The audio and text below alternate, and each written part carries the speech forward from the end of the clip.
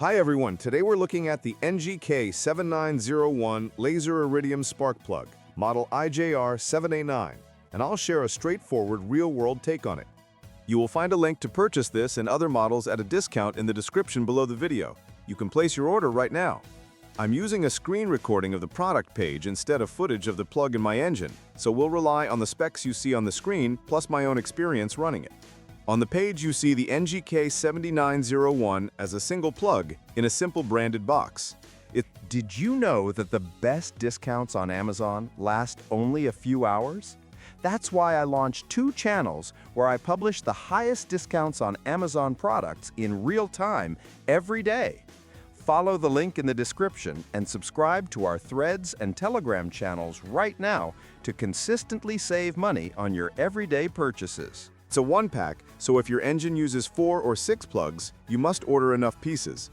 The branding and IJR7A9 code are printed clearly, which is important when you're checking that the part number and heat range match your service manual.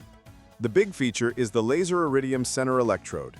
NGK uses a fine wire iridium tip that resists wear and usually needs less voltage to fire than a thick copper electrode. In practice, that means more stable ignition and less drop-off as the plug ages. When I replaced tired standard plugs with this model, cold starts became cleaner and idle smoothed out a little. Scrolling the listing, you'll see thread size, reach, and seat type. These numbers matter more than any high-performance slogan. Before installing, I checked them against the manual and against the old plug I pulled. If those dimensions don't match, you should not fit this plug because the wrong reach or seat can cause serious damage or leaks. In my case, everything lined up, so fitment was uneventful. Price is the obvious drawback. Laser iridium plugs like this cost more than basic copper and many platinum options. The payoff is lifespan.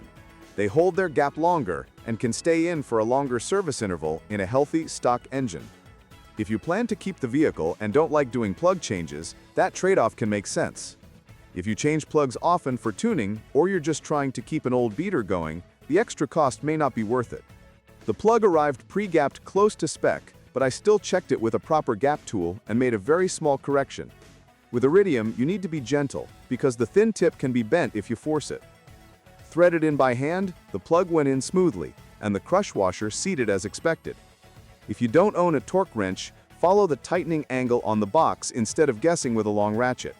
In real use, fuel economy changes were small, and mostly came from replacing worn plugs, not from some magic Iridium effect. What I noticed more was fewer tiny misfires under light throttle, slightly smoother takeoffs from a stop, and a cleaner feel at low RPM.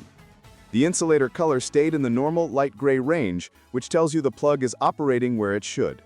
Overall, my experience with the NGK7901 Laser Iridium IJR7A9 is positive but not overhyped.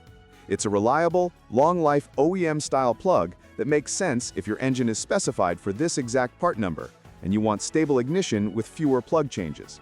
If your current plugs are fresh and the engine already runs perfectly, you may not feel much difference.